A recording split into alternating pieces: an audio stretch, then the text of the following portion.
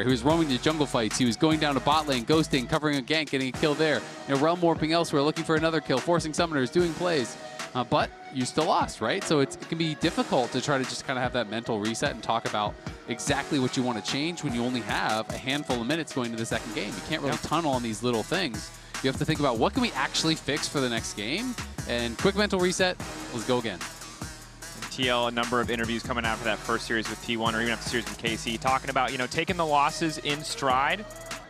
So optimism that they can just come back into this game full force. However, they do now finally have, they get to participate in the right of first selection after losing out in that first game. This time they've opted for blue side, T1 opting for first pick. So the priority here, but TL will still have luxury of that counter pick as we get later in the draft. And as much as a lot of people are going to say, well, you should have banned Bard, well, at least they don't have to ban Bard for the rest of the series, right? That's very true. And that is kind of the argument sometimes that coaches will make in saying that, hey, yeah, I could ban Bard for all the games, but if we're going to beat T1, it's probably going to be a long series. It's probably going to be 5 games. And do I want to spend 5 bans over the course of a series on the Bard?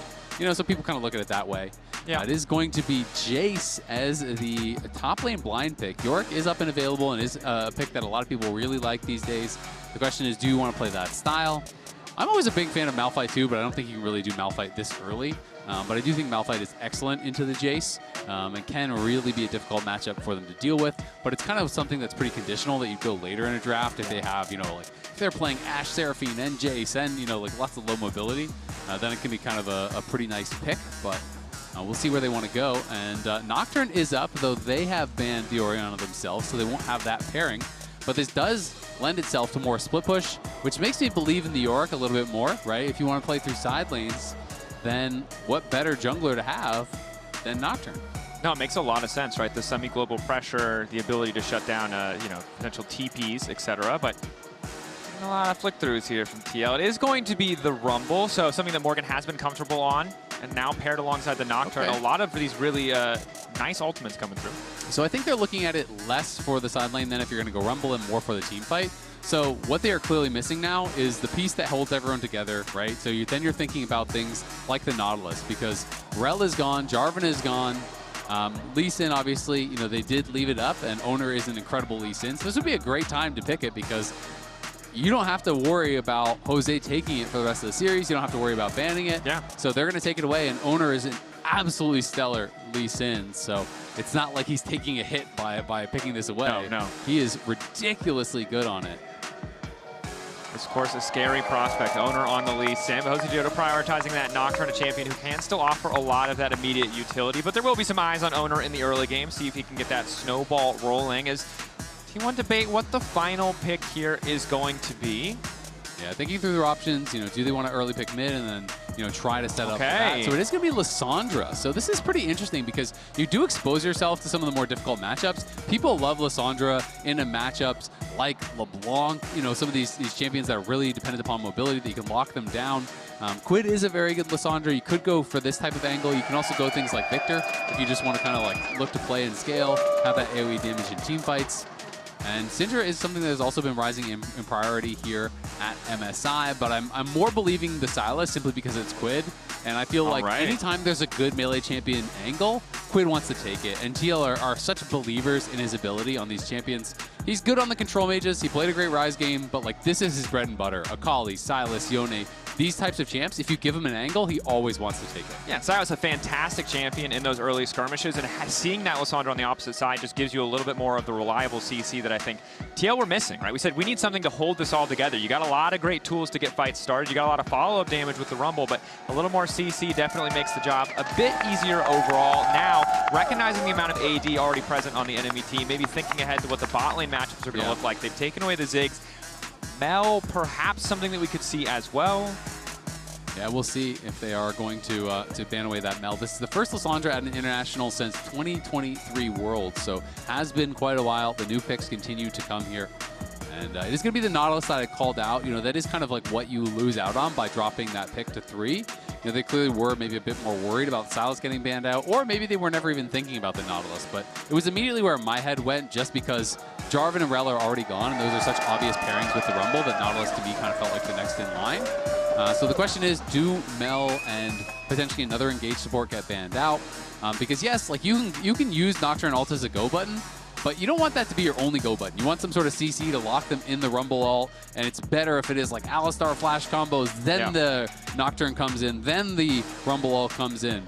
Like, obviously they have Sylas to steal his Lissandra ult and try to use that as kind of a bit of engage, but still feel like you need a bit more lockdown. And I really like that they opted to ban the Callisto away here, right? Traditionally really good against a lot of these shorter range kind of melee champions, and also just having access to that ulti does mean that no longer is a support an easy pick opportunity, an easy angle to look for something with that Nocturne. So, and of course we did see Peyz dominate on it the last time they played. And I think that's a good point, and I think additionally, you're kind of looking at it as sometimes a pairing with Renata, and Renata is really good against dive comp. So if you give them an easy angle for a super powerful 2v2 like Callista plus Renata, Bailout is great against Nocturne dive. Hostile Takeover is great against all these melee champions running in at you. So I do think it's kind of like a bit of a two-pronged ban. Not that you can never play Renata with other things, but that is the most common and most powerful 2v2 pairing for her.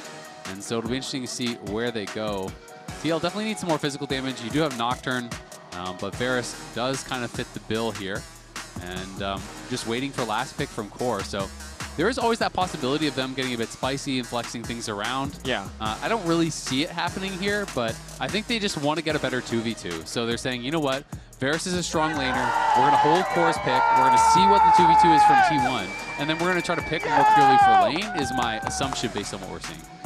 Having a winning 2v2 here, going to pay dividends. We've seen how good Peyz and Keria are in a close to even matchup or even in a slightly favored matchup, and it looks like they want to take over. Lucian Milio offering a lot of range with that culling as we get later, but just such a powerhouse. I mean, the interactions between these two champions. Milio's replaced Nami, the new premier pairing, and it's just so strong. It is really, really powerful, and you're also thinking about dive, right? You're thinking about all of these tools coming in. And then you've got Breath of Life, you've got Ultra Mega Fire Kick to be able to knock people back, you've got the Worm Hug shields, Alistar, the other pick that I had mentioned after Nautilus is banned out. It's not playing for lane, it is playing for comp, but you know they are going to see what everything is as far as the comp for T1, and then they're going to say, you know what, we're going to go Alistar, we need that lockdown, we need that engage, and I think this style of champion really does suit Core. The question is, how brutal is the 2v2 going to be? Because you picked Varus for a strong lane, and then you picked a pylon to go next to him, right? And I mean, Alistar just can't do anything. You're a traffic cone. Like, you can go W level 1 and try to knock him away. No, you're so completely right. And I think this is the struggle, right? Is that oftentimes we see the vision of what TL have put together, but getting through that laning phase. Just get through the laning phase. Just survive. Just go 50-50. What did we say last time? Keria. Just survive against the Ezreal Bard. Yeah. And they died, and it wasn't the end of the world. They did find ways back into the game, but TL, I think, really hoping for a situation. Yeah, I'm sorry, buddy. Yeah, I shouldn't make assumptions like that. That's fine. You're right. You're right. That's my mistake. Well, hopefully your world won't end in the laning phase this time. I think Alistar's fight, which is the big yes, thing, right? Yes, that is true. You know, I think we are going to see a similar setup to how the 2v2 was played in the last one, where we saw Bard and Ezreal in the brush, looking to chunk you at level 1, looking to play for that passive from the Milio plus Ardent Blaze, you know, just trying to get that damage down as much as possible.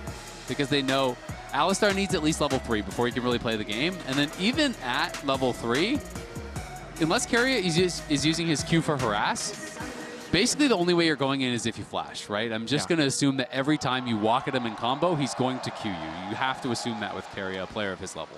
Yeah, and it's just, he doesn't need to use the Q for damage. He just doesn't have to. He's not under any pressure.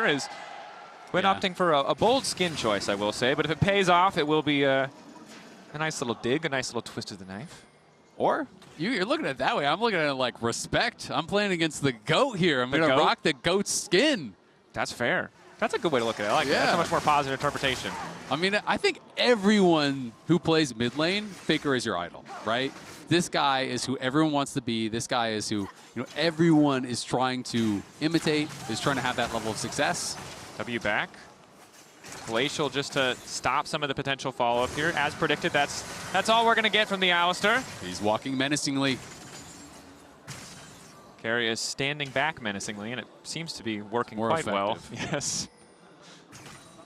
He's not allowed to do that. It's kind of course, Vendetta is Riftbound's next set, arriving July 31st, and it brings together new champions, iconic rivalries, and beautiful art from across Runeterra. That was Jayce's Vendetta card, but instead of looking at that, look at this real Jayce right in front of you. And we're about to see Morgan get, you know, a Vendetta against That's true. Doran. That's true. It tries in beautifully. Thank you, Riftbound team. There are some, does feel like top lane is the Thunderdome for potential solo kills, but Faker wants a solo kill for himself! First blood! Oh my gosh, they it's say an execute. It's an execute on top of that, and that's, you'd wear the man's clothes. He wasn't too pleased. Nope. Take off those pants. New skin, remake, get him a new skin. Get that off of you. Get that skin off. Yeah. Well, beautifully played there by Faker. He's playing Ignite Flash, and we didn't get a chance to touch on it, but is able to use that Combat Summoner, really bullying out QUID here early. Has him chunked low, hits level 3, and when you are that low, Ignite just adds so much kill threat here. And because QUID wasn't able to get any damage down onto Faker when he goes for it, steps forward, doesn't even get level 3, excuse me, I think that came from the kill, so just Q Flash, W, Ignite, auto, that's more than enough. Well played, and you can see QUID a little bit frustrated, but still a smile on his face. Faker's stone cold, though. He didn't even react. Yeah. Just another day at the office. For you, it was the most important series of your year. For me, it was, what is it, Wednesday, Thursday, whatever day it is. Tuesday. It all blurs together. It's League of Legends Day. In other T1 related news, this is actually completely crazy. Please look at the left side of the screen. Keria has passed Faker for international assists, most assists of any player. You know what has to happen now? Keria and Faker have to roll swap. We need to get the Go more assists. A classic. Until Keria's at the top of the kill leaderboard, we're going to have to swap. CoreJJ and Yeon going to be in trouble, though. Yeon getting much and much lower. The follow-up is there from Oner, and it's an easy kill coming through. Flashing from Core to get a kill back. That tower shot finishing the job. Core, good return kill. But look at the CS, or don't if you're a North American fan, because it is true. 31-13, and that is the problem. Core plays it pretty darn well there, and you know, is able to get one back, but now Core is dead. Good bait coming in from Keria. Peyz waiting in the darkness. He thought the recall had already come through. I don't know why he thought it had already come through, though, because like they shouldn't really have super desynced recall timings there. I wouldn't have thought. I'm a little bit confused at the play. Yeah, after he hit that first bit of damage onto Keria, he really thought Peyz just wasn't there and continued to step forward in it. Yeah. Well, it cost him dearly. Oner now also hovering around the mid lane. QUID going to step in, trying to get a bit of healing back, but Oner is already here. QUID wants to get the kill in return, but he just doesn't have the damage. Very close there. You can see the frustration on TL coaches' faces. This one's pretty much over at 4 minutes. It's going to be really tough. Yeah, because I mean, barring some big mistakes. Lissandra getting leads like this, yes, she has the Ignite, is not something that you often see. This is usually just you push and you ignore that lane. It's not about killing in the 1v1. I kind of want to see it again because I think QUID actually missed his Q. Otherwise, he could have maybe made it a 1-for-1. It was hard to tell. Maybe the edge of it did actually hit. But Faker was baiting there. They knew that was the window. QUID knew that was the window. Before Faker gets 6, he had been playing the lane pretty darn well after the solo kill, comes back, is able to put him in a position where he can actually look for that 1v1. But combo in the bot lane. The damage just not really there either for TL's bottom lane, as Peyz already has the Sheen and the double buffs. Josedeodo wandering down, but he'll be spotted by the control ward. Still a bit of a ways from level 6.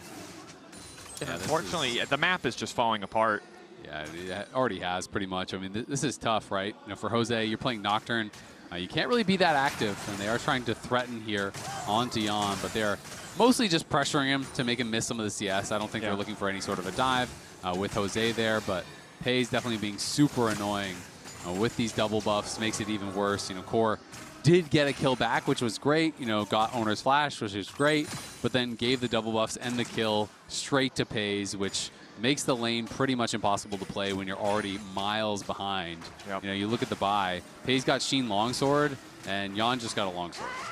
Very true. Faker waiting off to the side. Josedeodo still has access to the spell shield. Ulti stolen by QUID, but this would be a tough fight for TL. Peyz still hasn't recalled, but again, his previous recall was so good, it just doesn't really matter. Josedeodo has ulti. Maybe TL decide to fight it here. QUID going over the wall. Ulti out from Jose, maybe hoping to just get the steal. No vision means they can't quite respond. Instantaneous combo across the team. Faker ulting, but it's a little bit too late. An explosion of aggression coming out from the side of TL. And now it's Oner running for the hills as QUID looks for the cleanup kill. Q going a little bit wide. The footwork just a little bit too fancy. QUID on the chase, but a nice turn from the side of TL. Yeah, they might be able to eventually chase down Oner, but it's hard to even say. And QUID knows he's going to start losing minions, so it is just going to be an execute here from Oner. Nicely. Ooh, oh, it's not. He had the timing wrong. I just gave him the benefit of the doubt that he would have had it timed out right. That's actually really big for QUID to be able to get that gold. After the last execute from Faker and the solo kill, it would have been so frustrating to have 2 executes against you in that way. But great job by TL fighting back. They take the dragon, and gives them a new lease on life. You know, that mid lane 1v1 was looking like it was completely cooked at 4 minutes like I called out, but they're able to still find a good fight here. Core is threatening, QUID comes over the wall, they turn off the lights, they push them back, and now T1 can see nothing. So they just turn on the dragon, they finish the dragon, but then right as the dragon dies, look at this, in they go. Massive AoE combo across multiple members. The Lissandra all came out.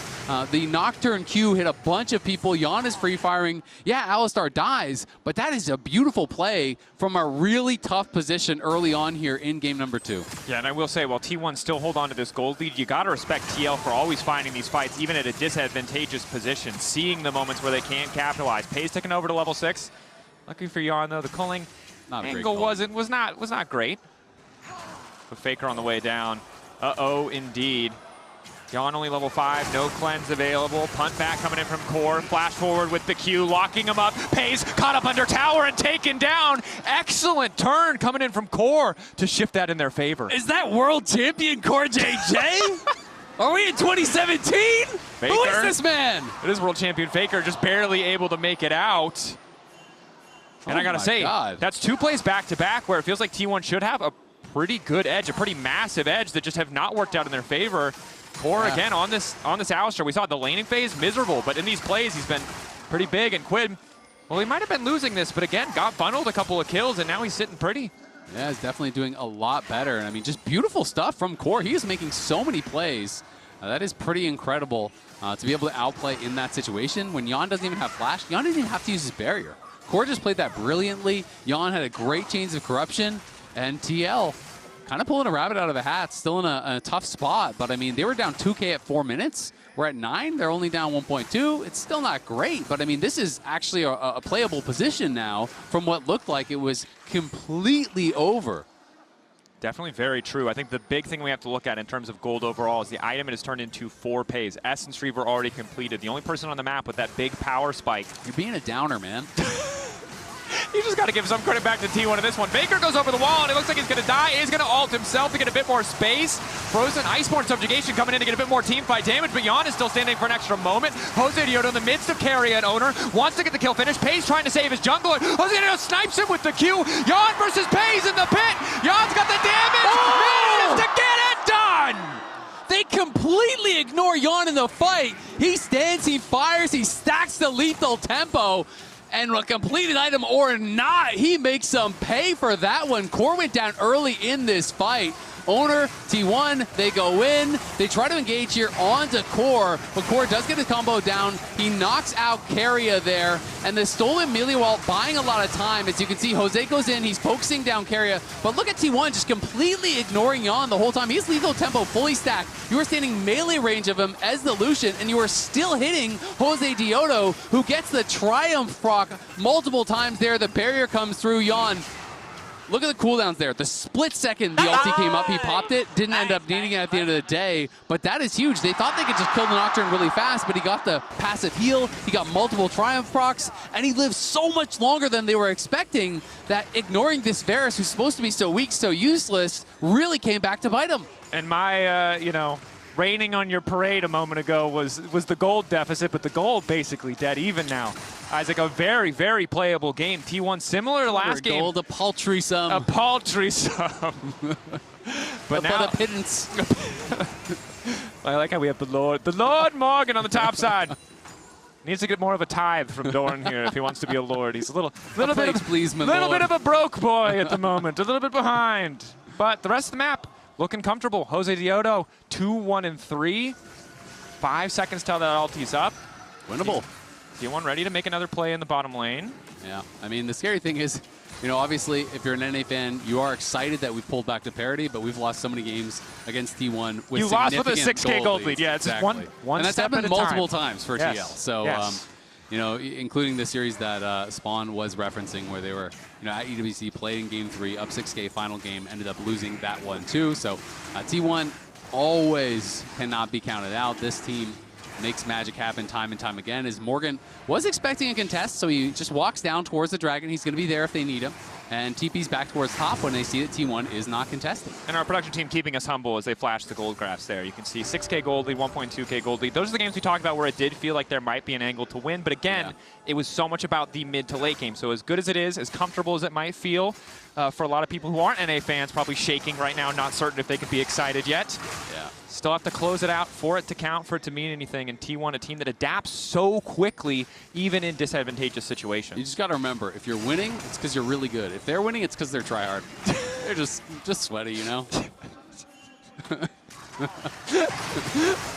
All right, Faker walking away. Ulti's still there for QUID. Very try-hard of Faker to walk away. I think it's safe to say. They didn't want to just die crazy. to QUID. You're not going to stand and fight there? Yeah, you didn't want to just honorable 1v1. die? That's fine. All right. Cool, man. T1 do have that slight lead, but it is a couple dragons now for TL. Able to win both those fights over by the dragon. That is massive for them. And they would be moving in towards Mountain Soul, which is actually quite nice for their comp when you're thinking about Lissandra, Jayce, Lucian, all of this upfront damage, so much burst that's going to be coming out from T1, which would be terrifying. You know, giving champions like this Varus in particular that additional survivability to maybe be able to live through that initial burst. And I'm going to be interested to see, you know, where Yeon goes with his build from here. He had gone Rageblade last time. You know, he did go Shiv first. Yep. But I did, you know, I was talking to Spawn and talking about the potential of going more like HP-centric builds against some of the teams where you don't need to necessarily non-stop auto. And I'll be interested to see if he is going to consider some of those, you know, going a little bit more defensive because there's so much burst. Oh, ulti coming in from QUID, dash forward as well. Kingslayer to get more damage down, but Oner is now here in the meantime. QUID can be in trouble. Oner arriving just in time. The rest of TL on the approach. QUID living for an extra second. The difference, the locket of the Iron Solari keeps him alive. Core absolutely clutching this game thus far, but it's going to be tough to lock down Oner, trying to use Yeon to escape. W over the wall, flash out to safety. The man's got too much style, too much class. Yeah, he's got swag. Well played there by Oner to get out, but still it's a big win. Morgan looking for a potential solo kill. The last minion died, otherwise he would have gone. Colin coming in. They know Core is in trouble. Has already popped the Unbreakable Will. QUID steeping deep. Yeon wrapping around. Ultra Mega Fire Kick to push Yeon back. QUID debating if he can go forward. Abscond, abduct. Keria ready to body block, though. Has his ulti to cleanse out if he needs it. Good discipline from T1 to retreat as a unit, not give that flank angle to the side of TL.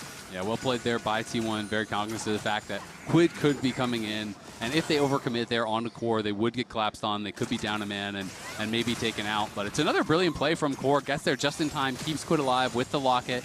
You know, yes, Oner does escape, and that was really nice for T1. But at the end of the day, it's still the 1 for 0 on the kill. On a play that T1 were kind of going for initially. They're the ones kind of setting it up. Faker, again, was trying to go for that same play he did earlier on QUID. Trying to bait QUID to go in aggressive, knowing the Sylas has to do that to trade, and just playing behind him. Approaching the bottom lane, Glacial Path coming out from Faker, trying to escape platform. Josedeodo, he knows that Faker does not have ulti for at least a couple seconds. I don't think the calculation is always going to be perfect, though, so Josedeodo backs away.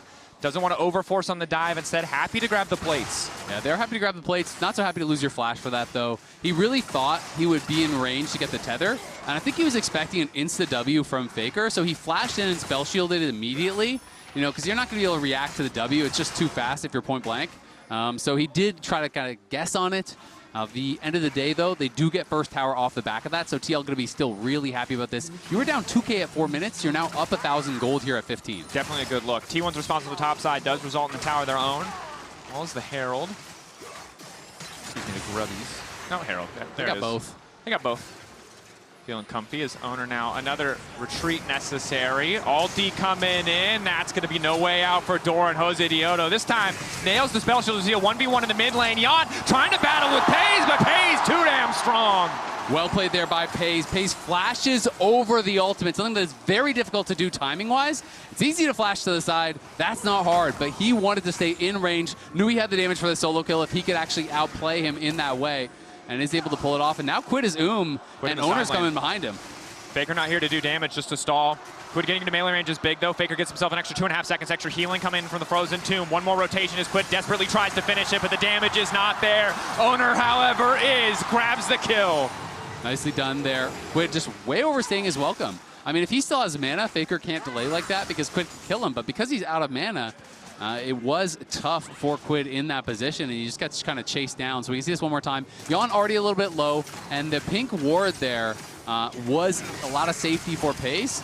That ward that you can see right here, this actually gave him a false sense of security because this ward does not actually see that ward, I don't believe. So it doesn't actually see the far other side. So Peyz had his ward over, hugged that wall, and that made Yeon face check him, which set up for that brilliant play from Peyz where he's able to flash over the ult, but required a lot of things to happen there. And you can understand why Yeon walked into that brush thinking, hey, it's warded, I'm safe. Yeah, when we take a look at the Coinbase gold run, you can see Peyz pretty comfortably ahead, and overall tower plates giving him that bit of edge as well as a bit more in the kill department, especially after that solo 1v1. T1 going to slow down the Drake stacking. ITL the sole point. And now TL looking maybe to respond here with a play of their own, or at least clear out some of the vision. Top side, Morgan uncontested on this push for now. And Yeon, this is Yeon versus Peyz, Yeon versus everyone else. Obviously had a pretty rough outing, versus Peyz. I don't think he's still back to his peak form, in those other series, but he has definitely been improving. I think he's rebuilding that confidence, and it's nice to see him, having a pretty solid game here. Had a really tough start, was able to have that big fight, get back in it. Yes, he's still behind Peyz, but it is a manageable disadvantage. The rest of the team is all ahead. They have a real shot in this game. And this is all TL really can ask. You just can ask from your early game, put us in a spot where we have a chance to win. Because at the end of the day, you've got to win the team fight if you want to beat T1. And they are in a spot where they have a legitimate shot to win, but you've got to get it across the finish line. And that is so damn hard to do against T1. So many brilliant team fighters across the board. Any one of the 5 from T1 can step up at any moment and solo win a team fight. And that is really hard to deal with. It certainly is, and I think TL in this game, and certainly in last game, finding a lot of good opportunities to fight back, match that kind of breakneck pace. But it was often in the previous series, when the game slowed down, that there were little hiccups, little mistakes that T1 immediately capitalized on. So you're right, there's so much pressure. And you might not think it because they're just walking up, farming, hitting a wave. But that one wave extra, that one misstep on a side lane can be devastating if it costs you summoners or denies you good setup on the next objective. It really does, and I think that QUID and Jose need to get more on the same page in this game. I feel like throughout the tournament they've been really good about that, but we've seen QUID a number of times, pushing very deep in a side lane without Jose there to protect him. Herald looking for a charge here. We'll get the tower very low, but T1 really don't want the actual fight as Morgan TP's in, so they just back off. They get the TP out of it as well as a couple plates. TL fully set up here in the mid lane, but not with a lot to play for, as now another TP moving into the bottom lane, hoping to catch out Doran.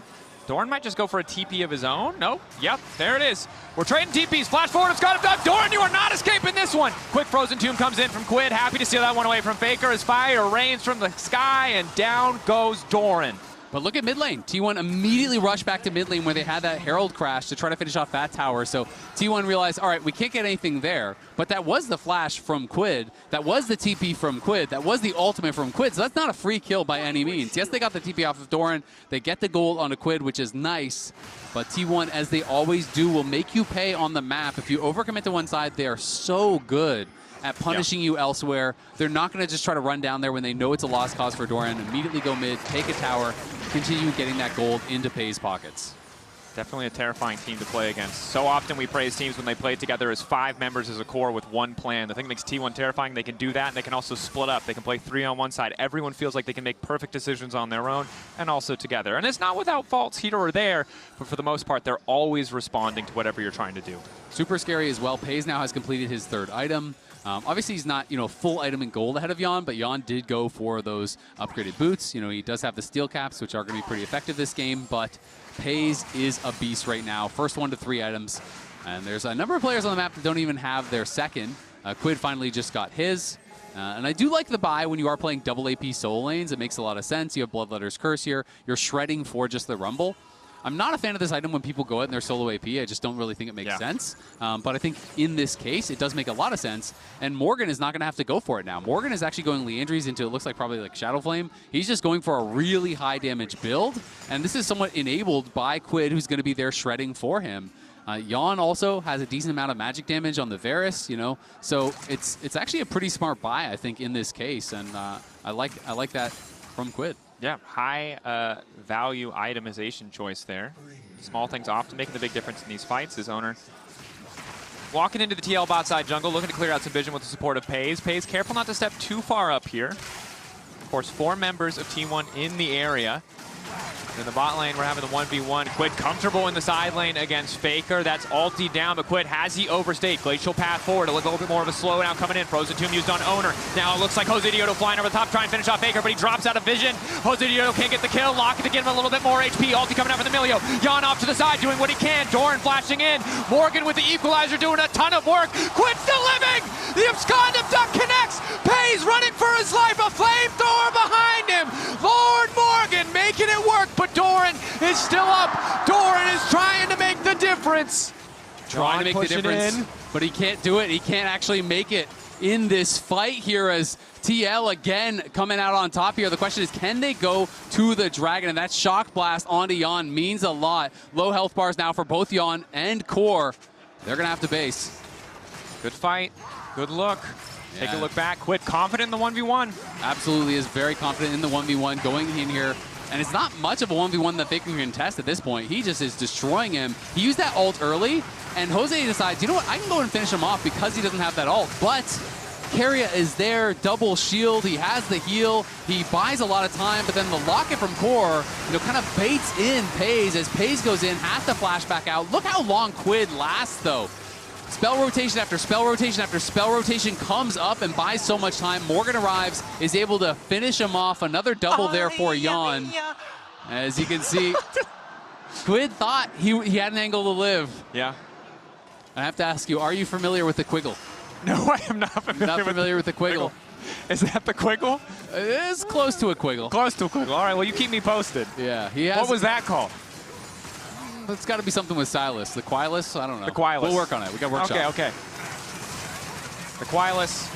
Some tools to defend his team, but it's Core! Four-man ult! Kicking everything off. Milio across the entire team. Equalizer doing damage with Faker in the midst, slowing down the advance of TL, but it's looking good for the boys in blue. TL on the way to the pit. A double for Yeon.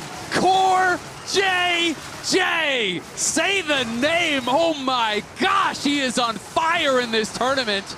This one not going to be stolen away. They're going for Baron. They're going to get so much off the back of this. That was a four-man combo from Core, who just flips the game on its head. Takes out T1, gets them the Dragon. They're on Soul Point. They're going for the Baron. You can't count T1 out, and I'm not going to lie, even though that's Milio, I'm still a little nervous because Jose is dead. Keria. Say it ain't so. Keria, can you steal it? Not spotted, hovering in the fog. 3K, it should be impossible. He won't do it. Okay, observers playing with us. TL. This game started with QUID solo dying 1v1 to a Lissandra. They are now up. They are on Soul Point, and they are empowered by a Baron. I mean, this is just crazy. Again, it's all about Core. He has the positioning in the brush. He knows they're going to try to force their way in. Look at this. As soon as they stack, instant flash, four-man combo, and no hesitation from all of TL. Jose's in there. Morgan's in there. Yeon is in there. And Yeon, with the chains of corruption through the whole team, threads the needle, catches Peyz, of all people, with the chains of corruption, takes him out. And are they pumped up or are they pumped up? And it's so important to highlight. That is a 1/10 of a second difference. Core was charging Hex Flash. It wasn't snap react. He's calling that shot 2 seconds ahead of time. Has to be perfect for him to make that work. You hit 3 people, that play might be entirely different, but connects on all 4, and now T1 for the first time in the series really feel like they are on the back foot. The gold is still within touching distance, but TL for the next 2 minutes, for the duration of this Red Bull Baron power play, are in control of the map.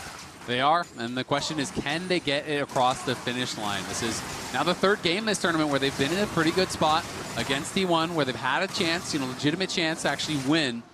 And we have to see, can they do it? You have to be able to actually finish out the game. T1 is not beat until the Nexus explodes. This team never says die, always looks for angles, always looks for plays.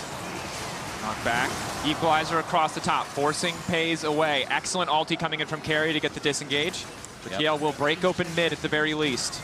Yeah, it's another great chains corruption from Yeon, who is really having a good game at this point. And now I will draw your eyes to the Seekers that he has.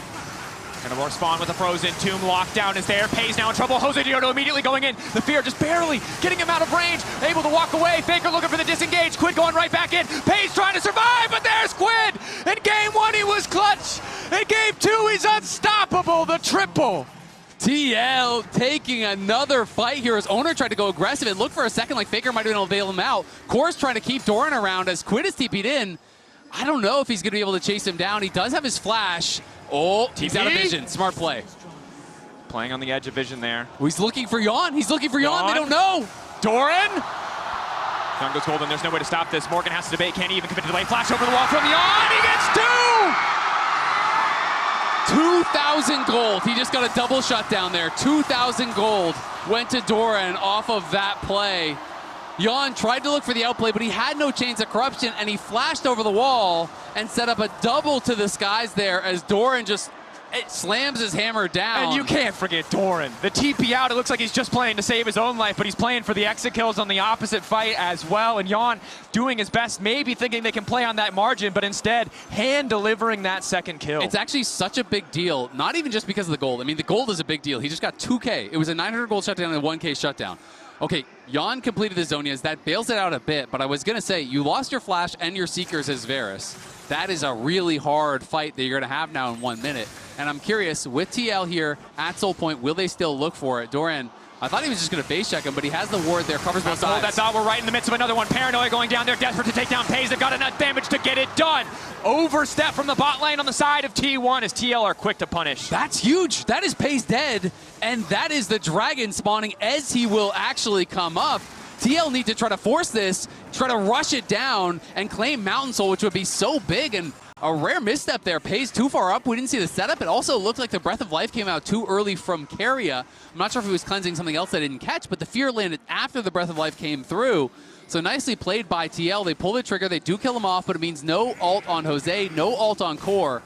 And so the question is, will they try to rush this down? Because Morgan has not yet moved. Fight over mid priority now as Faker uses the Glacial Path to make his way out. Peyz still got a little bit of that Jackie love in him, as Ox likes to say. Will still step forward on occasion. The benefits usually outweighing the cost, but not in this case.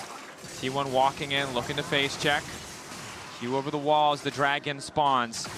Oner hovering in the darkness. He's won every 50-50 thus far. So Team Liquid may just be looking for a fight. Nice poke onto QUID. No ulti taken away from him yet. See what he can hijack. See what he can do to put TL in a favorable position. Oner fishing. Core off to the side. Eyes on the Alistar, but Faker might want to start this fight first. Lights turned off. Dragon getting burned down. Oner wants to stay around in the area. 2K getting lower and lower. Denying access to the pit. They need to burn down the objective, but instead it looks like they're going to play for the fight. He gets another one! Are you kidding me?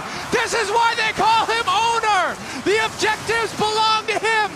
Just as the fight might belong to T1, but instead, no! TL remains steadfast, unbreakable, in the face of elimination! QUID, unstoppable!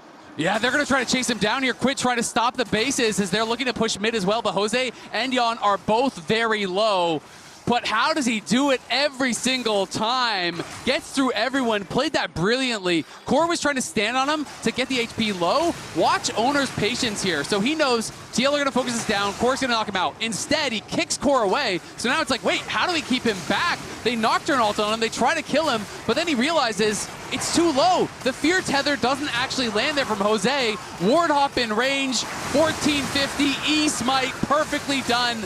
That man is a machine. I refuse to believe that a human can do it, but Oner showing me once again it can be done. A beautiful Chains of Corruption, though, from Yeon. He has found Peyz in every fight. Yeon is on fire. Again, caught him with the ult. That's why Jose flashes in for the Fear Tether afterwards. If you don't catch Peyz with that, I think Peyz can glide on you and kill your whole team from that low HP. So many fights, so damn close. Seekers up for QUID. Sonya's for Yeon. QUID still playing very far forward, very aggressive. Peyz getting scarier and scarier. Morgan off on the side, gets an extra 2.5 seconds. That's the ulti going in on a Faker, forced to flash over the wall.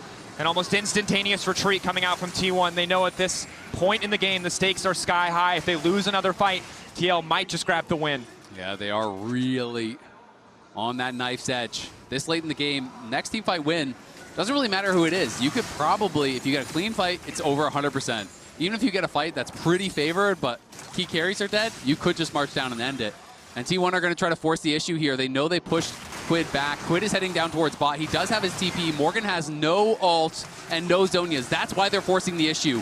Rumble's weak. Team Liquid have to be careful. Where is Faker? Could be waiting in the darkness. Pole hitting 4 members is big. Faker ready to arrive in the fight. QUID waiting off on the side. Which ulti will he take? Faker appearing over the wall, looking to lock down Yeon, but he goes bud and buys an extra moment. A stolen away Milio, giving them the space that they need. Oner straight to the back line, wants to turn it, but Yeon is too damn strong. Peyz locked up, but the follow-up is not there, and he's ready to glide, ready to slide through this entire fight. Quick dash over the wall. A GA, a Zanya's, an extra couple seconds. Peyz determined to make the difference, flashing out. A snipe from downtown. Yeon! Peyz! A hold back. Both AD carries playing on the absolute edge. Team Liquid advantage in the fight, but Fire, once again, the barrier's still there. The healing, Peyz stands, Morgan does not. Doran has been so clutch down the stretch here. That double kill at the end of that last fight and 2 shock blasts, each getting a kill. And the problem now for TL is the respawn timers. Morgan is dead for 50. T1 are going to res, and they could just go right back to the Baron because Morgan is going to be dead for 40 seconds still, and Oner and Faker are up in 2. Doran may have just won T1. The Baron may have just won them the game with those 2 shock blasts. As good as it's looked for TL, as good as some of those fights have been, the gold is still so close. There is no greater advantage. The Baron shifts things so heavily in the favor of T1. And we've said it. And for a moment, TL believed it was all coming together, but T1 so quick to take that away. The game not over yet, but it's getting closer to ending in T1's favor. I mean, it was just a great force here because they know that there's no Zonias, there's no flash, there's no equalizer. Rumble doesn't have the tools. TL does a good job of absorbing this engage. Great Zonias there from Yeon, and the Breath of Life from QUID buys a lot of time there from Yeon. Oner goes in, can't finish him off. Faker looks like he's in trouble, but it's on the other side that Peyz is the real issue here. Peyz gliding around. Jose's ult came back up. They get in to try to punish Peyz here. And look at TL playing around cooldowns. They wait until the scrap shield's back up to try to go and defend QUID, but this shock blast and the subsequent one, this was one auto away from being killed. Trying to make his way out. Spell shield already used. Now he's in trouble. QUID can try and turn this one back. A quick ulti out. Now QUID needs to get the hell out. They may have overcommitted to this one. A nice knockup. A nice interrupt. Oner might fall. Equalizer across the top, but the damage isn't quite there. Oner ticking and burning, but with the GA still supporting him, there was no hope at finishing the kill. Yeah, it always seems to be the way against T1. You come close, but it's so hard to finish the job, whether it's a kill, whether it's a game, whether it's a dragon, it just doesn't matter. They make you fight for every last inch. Oner limping away there. Had you been able to get the kill, then they can't go for the dragon.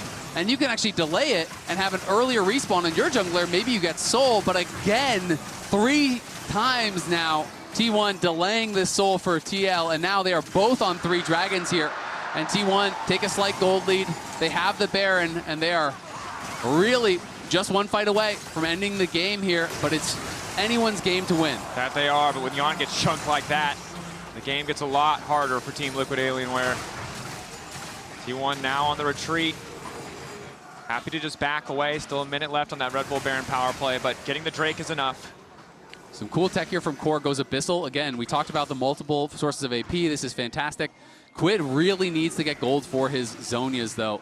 Feels like he's pretty far off. And when he gets that 3rd Zonias, that is a lot of playmaking tools here on TL. Obviously, Core with the Alistar ult, difficult to take down. There's GA that will be coming back up here for Jose. And then they're looking to get towards triple Zonias as Yeon having an intense 1v1. He's decided not to. Yeah, I think Jose has basically said he wants it for an item completion, because you look at Jose's items. I see. He's saying, wait, just leave it. I actually want to finish it, or maybe Yeon got nervous that T1 would be there too soon.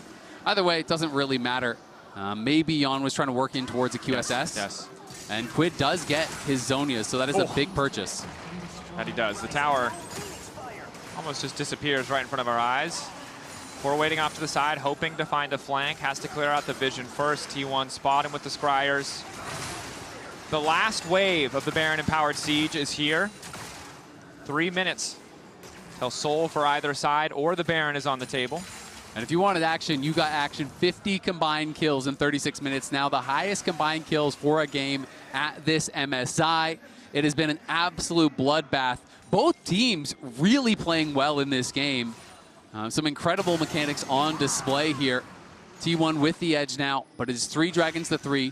2K gold is irrelevant at this point of the game, and 5K of the advantage is all on Doran, and Doran has been done his items for a while. So he basically has nothing he can spend it on unless he wants to start changing out items. The gold means nothing. It is going to be about the gold on the carries, and in those roles, it is even or slightly favored towards TL right now. That it is. You can see QSS now picked up from Yeon, double defensive items here. But really, it's going to come down to who can find better positioning on the fight or who can chip away at those major cooldowns before the next fight breaks out. Morgan probably going to have access to that TP. Flashes should all be up. It's really only Yeon's we're waiting on. So it's going to be the full team fight. No greater edge unless one of these two lineups can maybe find a pick on a side lane, punish someone for over pushing a potential wave, but it's a big reason why you see T1 moving his 3, even just to clear a single mid wave. Yep, Yeon even there was trying to cover Jose as he's doing his wolves. They know one pick in the game could very easily be over because Mountain Soul could be the decider. And if you die at the wrong time, if you lose your summoners at the wrong time, you misplay in a fight. The stakes do not get higher than in the 40-minute game where the respawn timers are going to be a minute if you die here, and that's pretty much lights out if you take a bad fight. So all of the pressure now on these players here. And T1 is a team that has faced that pressure and come out on top so many times in their careers. TL going to have to try to pull off some magic, complete an actual victory here, because the difference between going 1-1 and actually being tied in this series and being down 2-0, it's a gulf bigger than the Grand Canyon. Yeah, it is huge. Asking for a reverse sweep against T1 is just not something that you see every day. And remember what it took for us to get this close in this game. A heroic comeback from QUID, backed up by Josedeodo, and Core, the facilitator of each and every game-turning play for TL. You said it yourself, coming into this tournament domestically, not at the top of the list in anyone's mind for supports. A lot of names above him, but he has been clutch in this tournament so far, and in this game, he is no doubt the MVP for TL. But an MVP of a loss doesn't mean much. TL desperate to convert this into a win. And Doran has been really the hero after getting a lot of criticism in the last series against TL. He comes into game 1, gets a solo kill onto Morgan, and then he comes into this game, and from a number of positions where it looked like TL were going to get the advantage, he gets a double kill, then he gets multiple shot blast for kills. TL are threatening. Calling, used, traded for the Unbreakable Will. Dash backwards from TL. Really nice to get that Alistar cooldown out of the equation. At this point, Core can maybe hope to get one combo before he drops in a fight. Exactly. He has the base as well, so T1 might be already on the Baron. We don't know. They could actually be over there, and they are, in fact, on the Baron. It's going to get spotted. Core is rushing out of base here, but this could be one of the final moments. 15 seconds on the Drake. Maybe TL, they're immediately going to turn. They have to accept fighting against a Baron-empowered T1 on their terms at the Dragon Soul, rather than risk going into unknown territory. And I like the call, but it's still really, really risky here. T1 going to try to bully their way in. We don't know if TL are rushing the Dragon down or looking for the fight. They're on the Dragon, but it's still so healthy. Many fans praying. 8K getting lower. Core looking for the engage. QUID up to the side. The Abscond Abduct doesn't connect, and Peyz for now is untouched. Josedeodo to the back line, but he's faced first into 3. Lockup is there from Faker, and it's all falling apart. Team Liquid have pulled off the Dragon for a brief moment. Oner into the back line. 3 members left, and they have to hold the line. Yeon desperate to turn this back, but Doran comes in from the skies. Yeon still living for an extra moment, getting a couple extra autos. Faker will finally fall, but Peyz, full health, playing cleanup to close it out. Core tries to repeat the heroics from earlier, but it just doesn't happen. T1 win the fight. They avoid the engage. TL spent so much on that initial punch, and it was just not meant to be. Peyz stays safe and takes over another team fight. A statement from T1, no matter how far ahead you get, it just might not matter against this lineup. Peyz gliding through the fight, a single misstep, more than enough for this team to end things in their favor. Core doing what he can to hold the line, but there's just no time. Peyz this time around, eyes on the prize. He doesn't need any more kills, looking for the Nexus. Oner knocking it down. Core doing everything he possibly can, but a few autos are all that's left. Between T1 and match point, down goes Core, down go TL. Josedeodo will fall, the Nexus will fall, T1 at match point. Well played by T1 again. They come up big in the team fights, and so many clutch moments by Doran. Really felt like he was such a difference maker in this game. AD, it's a reverse sweep or it's nothing. I'm gonna let Raz go first. I think I know that. I think I know that, Azael. You don't have to tell me. I can see the score in front of me, and I'm mad. Listen, like at the beginning of the day, you said, I trust them to take one. I feel like that was the one.